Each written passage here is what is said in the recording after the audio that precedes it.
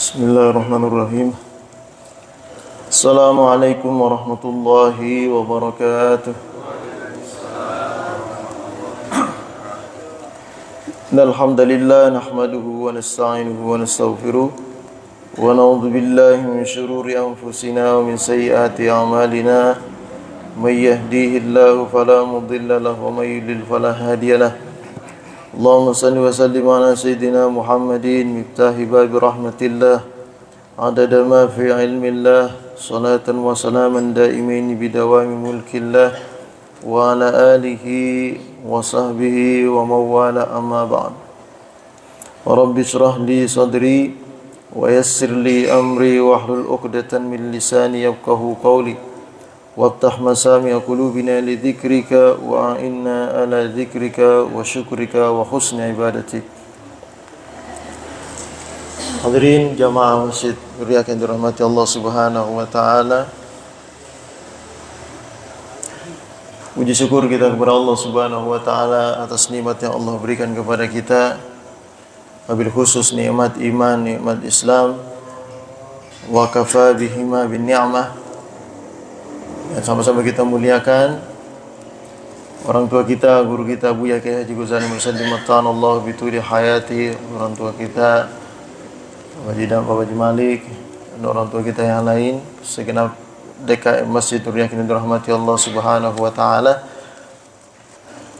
Kita berkumpul di masjid ini tidak lain tujuan kita ya, semata-mata menghambakan diri kita kepada Allah Subhanahu wa taala. Artinya dengan hadirnya kita di sini sebagai ungkapan rasa syukur kita kepada Allah dan sebagai bakti kepada Allah Subhanahu wa taala, di mana Allah memerintahkan kita untuk beribadah, ya kita laksanakan ibadah tersebut.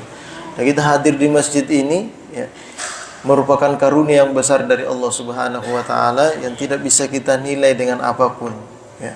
Ini bisa kita nilai dengan apapun karena semua merupakan karunia yang Allah berikan kepada kita, kepada orang-orang tertentu yang Allah berikan kepadanya karunia tersebut. Nah, Bapak dan Ibu sekalian yang dirahmati Allah, ini saya baru baca nih SMS-nya dari Ustadz kalau tukeran.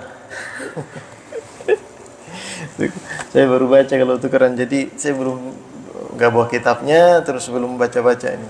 Ya, jadi kita tematik aja ya. Al-Imam Hasan Al-Basri pernah mengatakan seperti ini. Man ayyara akhahu bidzambin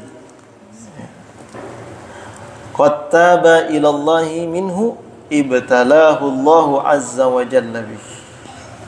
Ini penting sekali ini ya. Jadi kita ini kadang-kadang mengungkit-ungkit dosa atau kekurangan atau kesalahan orang lain, aib orang lain. Ya.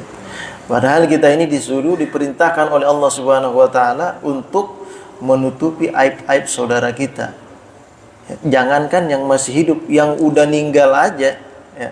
Yang sudah meninggal saja Allah perintahkan untuk menutup aibnya. Sebutkan kebaikan-kebaikan orang yang sudah meninggal, jangan sebut-sebut aibnya. Nah, Imam Al-Hasan Basri mengatakan man ayyara akhahu bidzambin.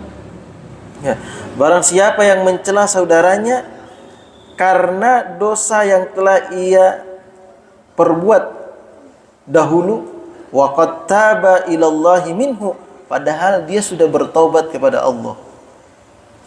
Dulu ada misalnya si fulan ini dulunya tukang mabuk. Ya, dulu tukang mabuk. Tapi alhamdulillah dia bertaubat dan berhenti dari perbuatannya tersebut.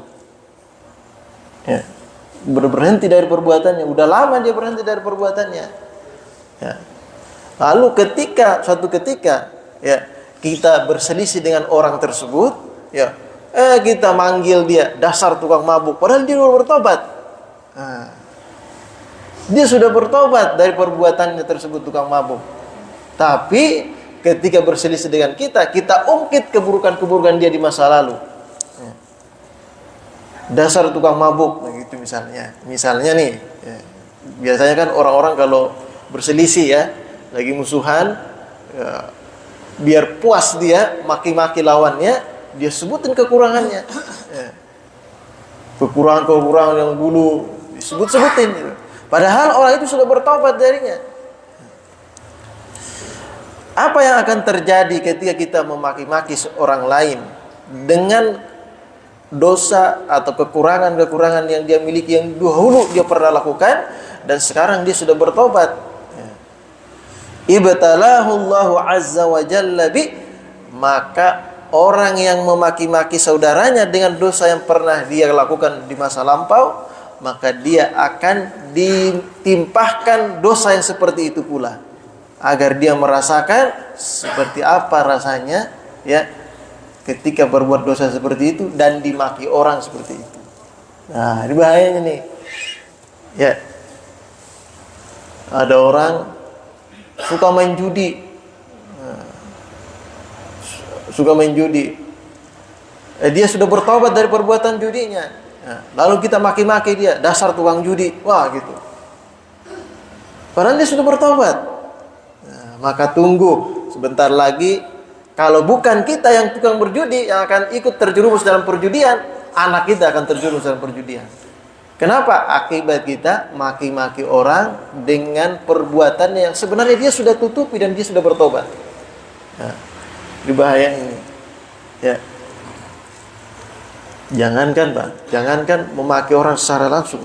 Ini mengungkit-ungkit yang sudah dia bertobat. Ya. Bahayanya akan kembali kepada diri kita. Ini sama dengan melaknat orang nih. Ya. Sama dengan melaknat orang, menyebut orang kafir, dasar kafir lu misalnya, padahal dia nggak pernah kafir, dia tidak pernah kufur kepada Allah. Kita sebut dia kafir, maka kata kafir itu, kata Rasulullah, akan kembali kepada dirinya. Nah, ini bahaya nih, aliran-aliran yang suka menyesat-nyesatkan orang, itu bahaya. Ya. Ada aliran yang suka menyesat-nyesatkan orang, suka mengkafir-kafirkan orang. Ya, nyebut orang kafir, padahal dia tidak melakukan suatu kekafiran, hanya kesalahpahaman saja menurut pandangan zahirnya. Ya, lalu dia langsung memvonis orang lain dengan sebutan kafir, maka ucapan tersebut akan kembali kepada dirinya. Ya, ini bahaya. Jadi kita sering, ya. Ada beberapa waktu lalu saya pernah lihat di media sosial, ya, ada seseorang yang berkata, ya, bahwa orang Syiah itu sudah keluar dari Islam. Ya. Orang Syiah itu sudah keluar dari Islam, dia sudah orang kafir. Ya. Karena dia meyakini bahwa orang Syiah itu meyakini bahwa ada Quran yang lebih sempurna daripada Quran yang sekarang ini. Maka orang itu orang kafir. Dia menyebutkan itu dalam media sosial, mengatakan orang Syiah orang kafir. Kalau orang Syiah itu bukan orang kafir, maka ucapan kafir itu kembali kepada dirinya. Ini bahaya ini. Nah, perlu kita ketahui, ya, orang Syiah itu juga pun terbagi-bagi sektenya seperti dengan kita, Ahlussunnah wal Jamaah. Nih, Ahlussunnah wal Jamaah, orang Muhammadiyah mengaku Ahlussunnah wal Jamaah, NU mengaku Ahlussunnah wal Jamaah. Ya, Salafi mengaku Ahlussunnah wal Jamaah. Al-Irsyad mengaku Ahlussunnah wal Jamaah. Dan kelompok-kelompok yang lain juga mengaku Ahlussunnah wal Jamaah. Dalam Syiah juga bertingkat-tingkat. Ada Syiah Rafidhah, ada Syiah Gulat, ada Syiah Isna Asyariyah, ada Syiah Imamiyah, ada Syiah Zaidiyah. Masa kita sebutkan semuanya sebagai orang kafir? Nah, ini berbahaya nih. Kalau kita sebutkan semua orang kafir, kelompok Syiah ini bahaya nanti. Syiah Zaidiyah misalnya, contoh kecil aja. Syiah Zaidiyah, ya. Syiah Zaidiyah itu hanya sekedar mengutamakan. Mereka punya keyakinan bahwa Sayyidina Ali sebenarnya yang pantas untuk menjadi khalifah. Sebenarnya Sayyidina Ali yang pantas menjadi khalifah, bukan Sayyidina Abu Bakar As-Siddiq, bukan Umar. Hanya sekedar itu. Dan mengutamakan bahwa sahabat yang paling mulia adalah Sayyidina Ali. Cukup itu saja. Ini keyakinan Syiah Zaidiyah. Adapun rukun Islamnya sama. Rukun imannya sama. Apakah kita sebut mereka ini kafir? Enggak kan? Syiah Imamiyah, tadi Syiah Zaidiyah nih paling rendah, Syiah Imamiyah. Kalau Syiah Imamiyah meyakini adanya imam-imam. Nanti makanya mereka menyebutkan Sayyidina Ali sebagai Imam Ali.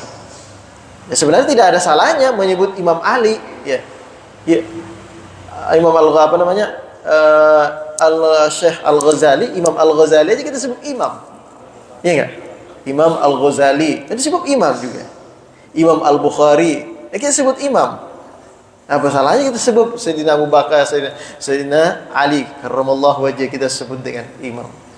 Nah, itu cuma kalau menurut Imam Isna Asyariyah, Syiah Isna Asyariyah yang mengatakan Sayyidina Ali itu imam. Ya, nanti di bawahnya ya, Sayyidina Ali Zainal Abidin terus ke bawah. Nah, ada imam-imam sampai nanti puncaknya adalah Imam Mahdi. Mereka meyakini adanya imam-imam. Nah, dalam rukun Islamnya sama dengan kita. Bersaksi tiada Tuhan selain Allah dan lain sebagainya, ya. Kemudian nanti memang ada tambahan di rukun imannya. Rukun imannya ada tambahan bahwa dia harus beriman, dia harus mengimani adanya imam-imam. Ya, selain daripada mengimani hari akhirat, ya, adanya takdir Allah yang baik, qadar dan qadar.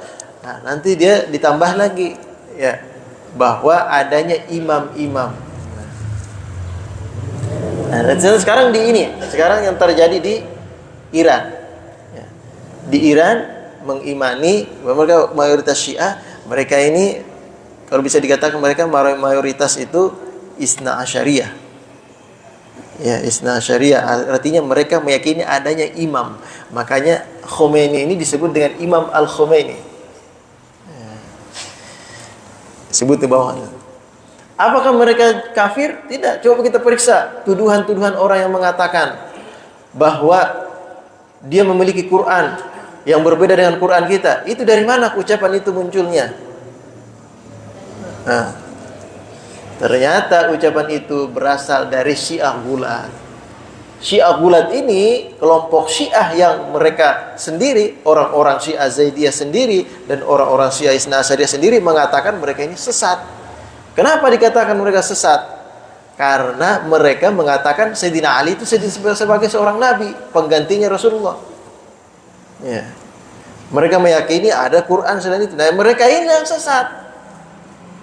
Dalam Ahlus Sunnah wal Jamaah ada juga itu yang seperti itu, yang suka mengkafir-kafirkan kalau saudara-saudara yang lain.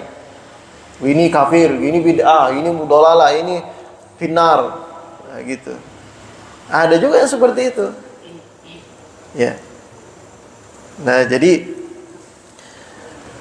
ucapan kita ini harus benar-benar kita jaga. Artinya jangan sampai kita mengucapkan sesuatu, ya, yang jelek, sesuatu yang tidak baik kepada orang lain, padahal orang tersebut sudah bertaubat dari perbuatan itu, atau orang tersebut tidak pernah melakukannya, maka ucapan itu akan kembali kepada diri kita. Siapa yang rugi di sini? Ya, kita yang rugi. Ya. Begitu pula melaknat orang. Ya. Misalnya, ya, kita kesel banget sama orang nih. Kita laknat dia. Semoga dia dilaknat oleh Allah. Ya. Padahal dia tidak melakukan perbuatan itu. Lalu kita kesalahan kita melaknat dia. Kalau itu tidak benar, maka ucapan laknat itu kembali kepada diri kita. Apa akibat daripada laknat itu coba? Ya, laknat itu, Pak. Laknat itu artinya Allah memutuskan rahmatnya dari orang tersebut. Ya. Allah memutuskan rahmatnya dari orang tersebut, sehingga orang itu tidak mendapatkan rahmat dari Allah Subhanahu wa ta'ala. Kenapa? Karena dia dilaknat oleh Allah. Yang disebutkan dalam Al-Quran, innal ladzina yu'dunallaha wa rasulahu, ya, wal mu'minin la'anahumullahu fid dunya wal akhirah wa a'adda lahum 'adzaban alim. Orang-orang yang menyakiti Allah, menyakiti Rasulnya, ya, dan orang-orang mukmin, ya, maka Allah akan laknat mereka, ya, la'anahumullahu fid dunya wal akhirah. Dunia akhirat dia dilaknat oleh Allah. Artinya apa? Dia tidak akan mendapatkan rahmat Allah. Wa a'adda lahum 'adzaban alima, dan Allah persiapkan baginya azab yang pedih. Ya. Berbahayanya tuh. Yu'dhu itu menyakiti hati. Nah, di sini nih. Kalau Allah, bagaimana kok bisa orang menyakiti hati Allah? Menyakiti Allah. Ya. Seperti apa menyakiti Allah itu? Menyakiti Allah seperti contohnya kita mengatakan ya, kita mensyirikatkan Allah, atau kita mengatakan ya, adanya kekuatan lain selain itu juga mensyirikatkan Allah, atau kita mengatakan apa yang diwajibkan Allah ini gak wajib, sholat itu mah gak wajib, puasa itu gak wajib, gak perlu dikerjakan. Ya. Ini agama apa sih ini? Islam menyusahkan orang, misalnya begitu. Ini yu'dun Allah, yu'dun Rasul, menyakiti Rasulullah. Seperti apa menyakiti Rasulullah? Ya, menyakiti Rasulullah itu contoh kecil aja Pak. Kita memaki-maki keturunan-keturunan Rasulullah, ya, memaki-maki keturunan Rasulullah, padahal itu padahal dia tidak layak untuk dimaki-maki. Artinya dia tidak pernah melakukan hal itu, lalu kita maki-maki dia. Ya. Atau memaki-maki keluarga-keluarga dan kerabat Rasulullah. Itu sama halnya dengan memaki-maki Rasulullah. Artinya, coba kita secara logika ya.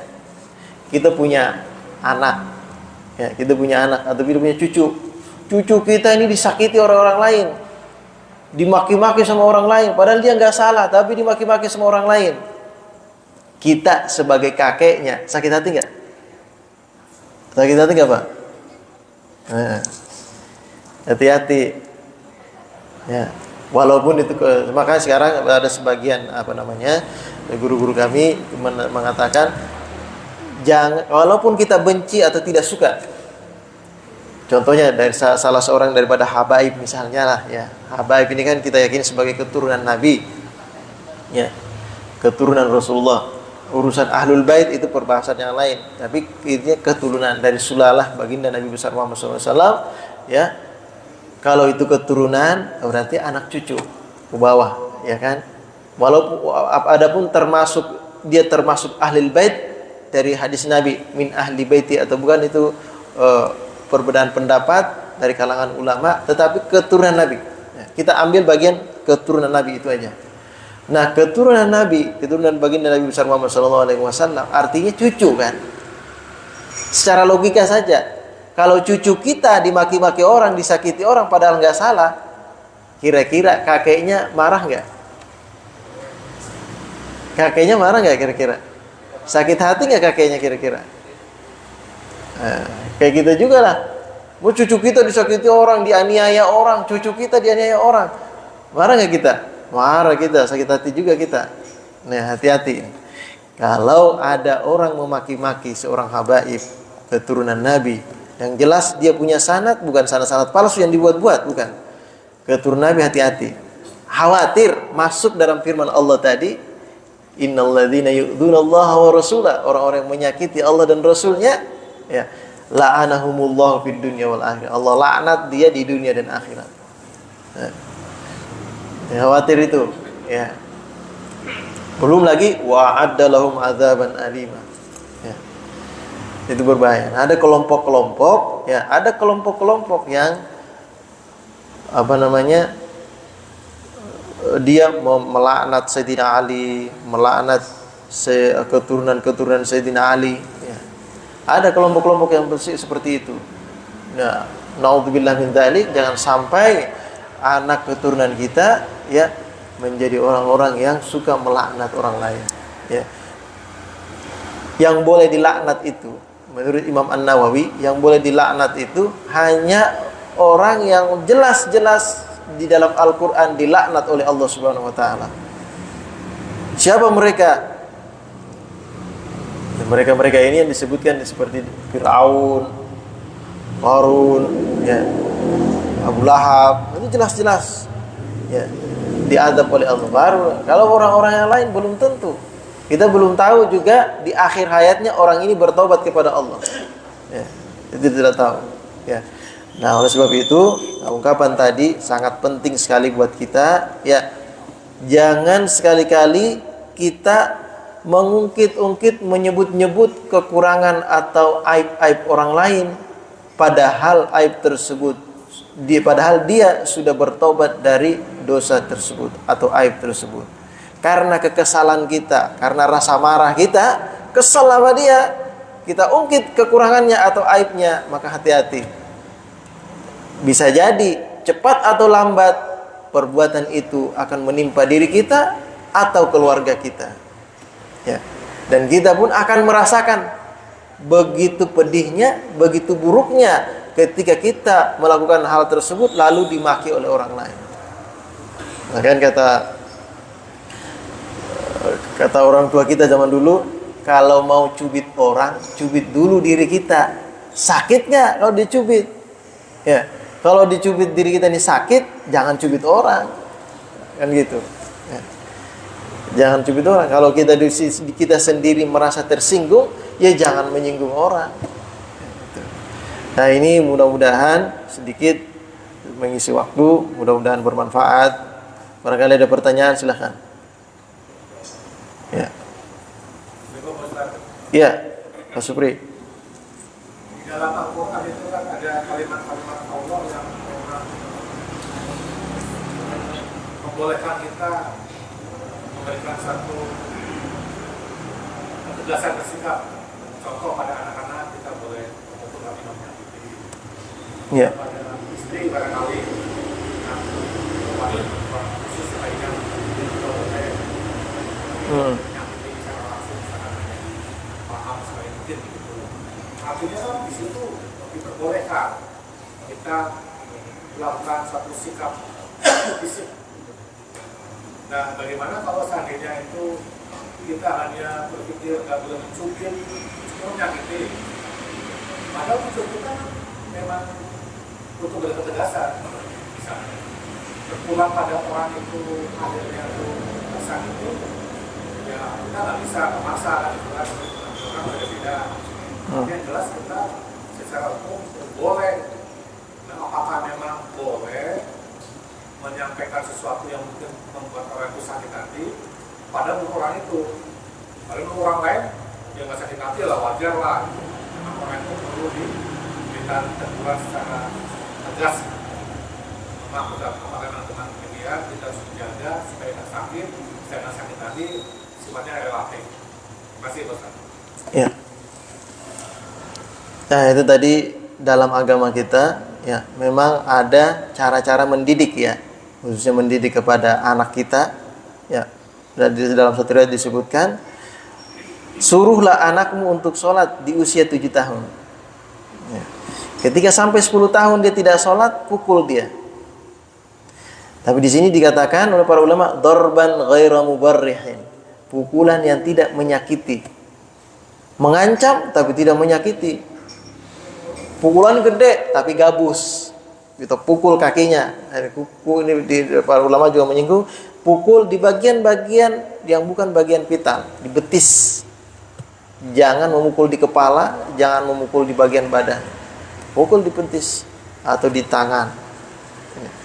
Ya, itu pun artinya dalam rangka mendidik.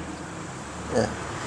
Dalam rangka mendidik. Dan ini, pukulan ini yang disinggung oleh Rasulullah itu hanya perkara-perkara yang diwajibkan Allah, ya, yang diwajibkan Allah, seperti sholat, dia nggak sholat, ya. Puasa, dia nggak puasa, kita didik dia.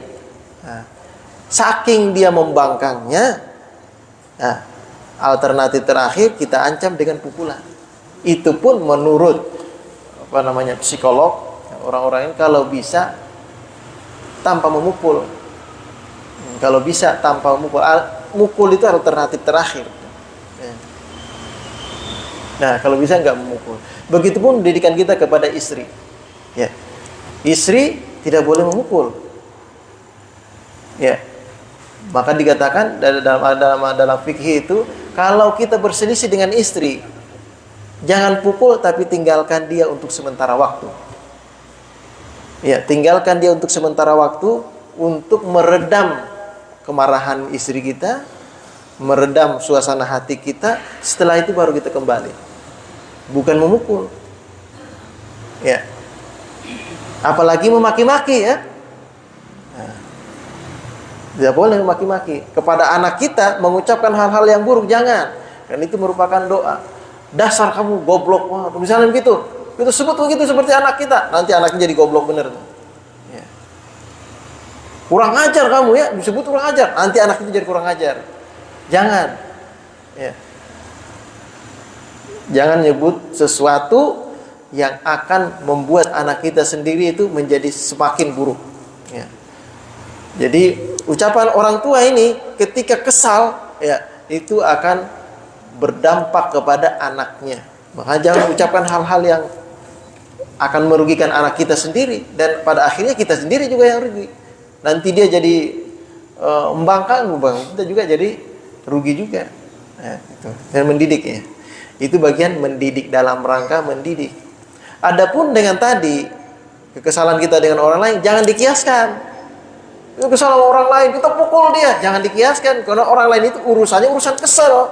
Kalau ini tadi urusan mendidik, ya ini jangan dikiaskan ya. Artinya dalam agama itu membolehkan ini bukan berarti yang ini juga harusnya dibolehin dong gitu. Enggak. Ya, jangan dikiaskan. Ini beda urusannya, beda perkaranya. Nah, kalau kekesalan kita dengan orang lain lalu kita bermaki-maki itu enggak boleh dalam agama. Ya. Enggak boleh. Ya. Makanya Rasul para ulama mengatakan ya, orang yang paling kuat adalah orang yang bisa menahan hawa nafsunya, padahal dia bisa melepaskan hawa nafsunya. Padahal dia sanggup untuk misalnya nih, dia bisa menahan dirinya untuk tidak berkelahi, padahal kalau dia berkelahi dia sebenarnya menang. Dia bisa menahan dirinya dari diprovokasi untuk berkelahi. Oh, misalnya nih ya, jadi ada orang kesal sama kita, ayo turun sini, kita kelahi sama saya gitu kan. Lalu kita ada turun ini, kita lihat orang yang kecil ini sekali pukul aja dia pingsan dia kayaknya nih. Cuma karena kita menahan hawa nafsu kita kasih sama dia, itu orang yang kuat. Ya. Jadi artinya ya dalam agama tidak diperbolehkan. Ya, tidak diperbolehkan. Pertama tindak kezaliman. Ya, tindak kezaliman. Yang kedua memaki atau melaknat orang lain. Apalagi kalau memaki-maki tersebut dengan mengungkit-ungkit kesalahan atau aib-aib yang masa lalu yang pernah dia lakukan, padahal dia sudah bertobat darinya. Ya. Nah, itu akan berimpas pada diri kita sendiri. Ya. Apa yang harus kita lakukan? Ya, mau tidak mau itu tadi. Kita tahan amarah kita karena pada hakikatnya kitalah yang menang. Walaupun secara zahir dia merasa dirinya paling menang. Coba lihat Rasulullah. Bayangin Pak, Nabi setiap lewat diludahin. Bayangin coba kalau kita diludahin, marah nggak kita Pak? Oh, saat ini kita tampar aja dia kita di sini nih. Kalau diludahin kita, misalnya nih, ya Rasul nih diludahin. Rasulullah tinggal ngomong pada sahabatnya, tadi saya lihat di depan rumahnya si Anu, saya diludahin. Sahabat udah turun udah. Ya, tinggal ngomong begitu aja. Tapi beliau menahan amarahnya. Menahan diri ya, dari melakukan tindakan-tindakan yang tidak bagus untuk orang lain, yang mencelakai orang lain. Nah, artinya ya apa yang terjadi pada diri kita ya, baik itu pertikaian atau perselisihan dengan orang lain, maka harus kita redam dengan bersikap dengan baik, bersikap dengan bijak ya. Makanya orang yang masuk dalam tahapan ihsan itu adalah orang yang bisa membalas keburukan orang lain dengan kebaikan. Bagaimana caranya? Bisa nggak kira-kira? Ini berat juga nih sebenarnya ya. Kita dimaki-maki orang, cuma kita senyum aja. Ya, mohon maaf ya. Kita senyum aja kita. Gimana kira-kira tuh? Ya. Kita dimaki-maki orang, kita sini. Ini ngopi dulu nih, kita kasih kopi dia misalnya. Ya. Artinya kita balas orang lain itu dengan kebaikan. Ya. Ini sebenarnya secara tidak langsung kita sebenarnya sedang berdakwah. Ya. Pada ketika kita sedang berdakwah, Rasulullah itu secara tidak langsung ketika diludahi, secara tidak langsung Rasulullah sedang berdakwah. Namanya dakwah apa? dakwah bil hal. Ya. Orang akan berpikir, coba, luar biasa si fulan itu. Saya maki-maki, dia nggak marah. Bahkan saya dikasih makan. Bayangin coba, baik, orang baik itu. Orang akan berpikir seperti itu. Kalau orang akan memiliki akal sehat, dia akan berpikir, aduh, salah saya ini. Dia malah datang nanti minta maaf. Tadi Rasulullah ya diludahin, pas orangnya sakit didatangin Rasulullah. Ya, dikunjungin.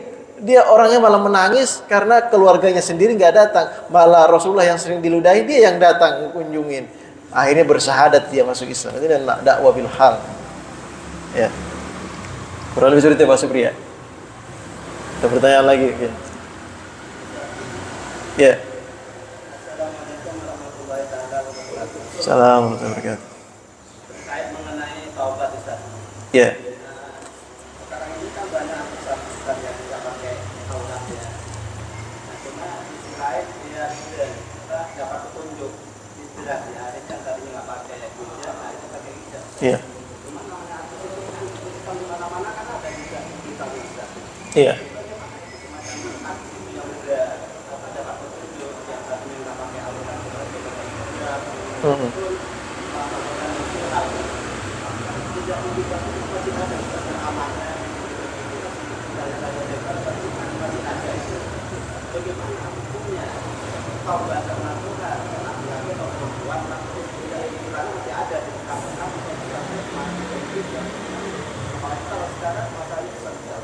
Bagaimana Ustaz taubatannya? Apa yang punya masa terbuka dengan maksiat taubat, apakah masih diterima taubatnya?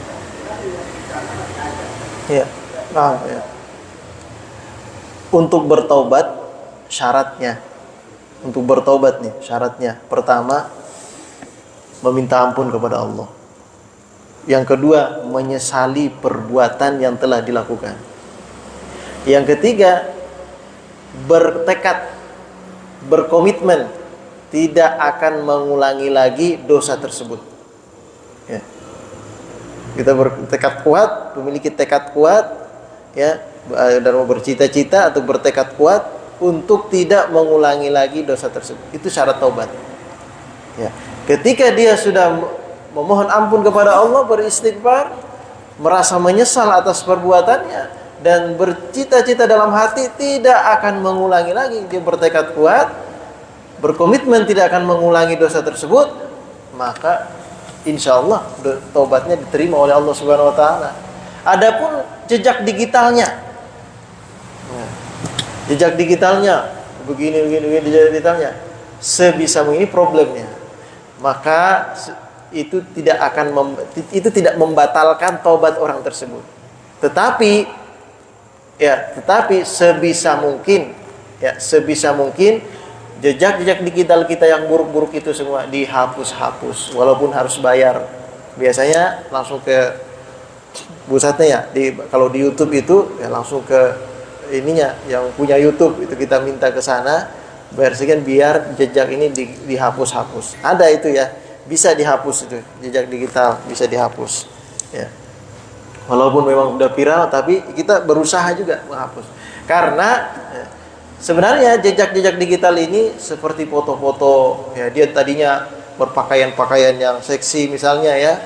Setelah dia taubat, dia menutup auratnya, tapi foto-fotonya sudah tersebar kemana-mana. Bagaimana dengan hal itu? Nah, karena dia sudah bertaubat kepada Allah, insya Allah diterima oleh Allah. Cuma jejak digitalnya itu akan membuat orang berdosa. Artinya, ya,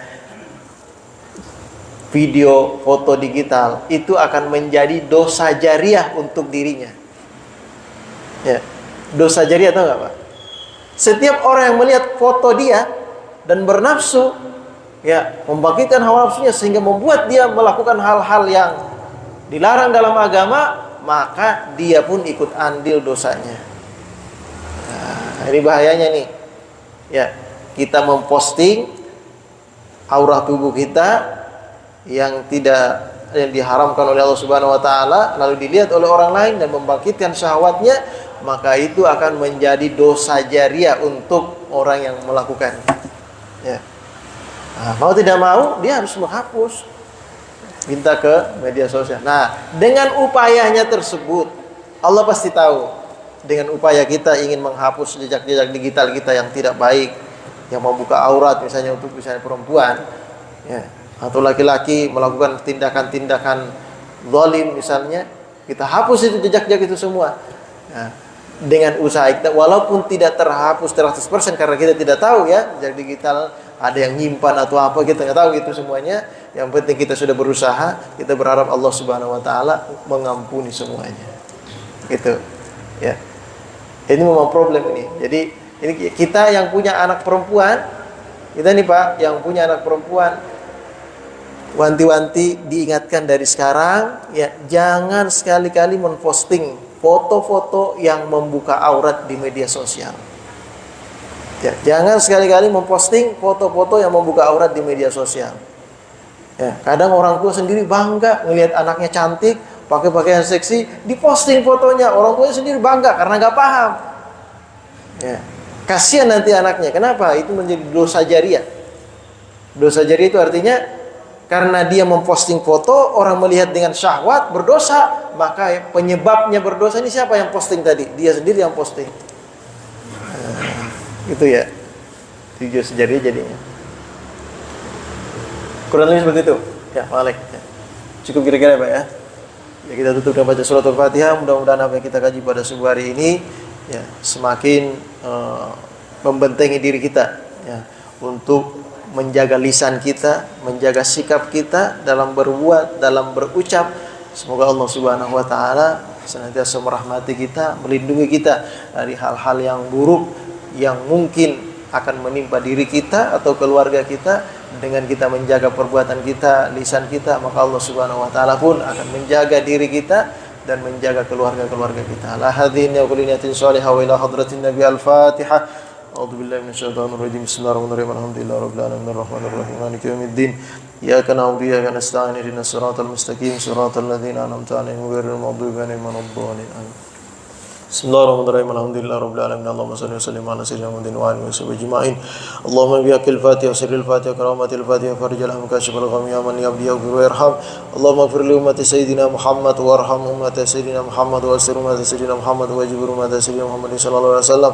Allahumma akhrijna min dhulumatil wahm wa akrimna biduril fahm waftah lana abwaabal 'ilmi wa zayyinna bil akhlaqil hasanati wal hilmi. Rabbana taqabbal minna innaka antas samiul 'alim tub 'alaina innaka antat tawwabur rahim. Rabbana atina fid dunya hasanah fil akhirati hasanah wa qina adzabannar. Sallallahu alaihi wasallam wa alihi washabihi ajma'in. Walhamdulillahirabbil alamin. Subhanakallahumma wa bihamdika asyhadu an la ilaha illa anta astaghfiruka wa atubu ilaik. Assalamualaikum warahmatullahi wabarakatuh.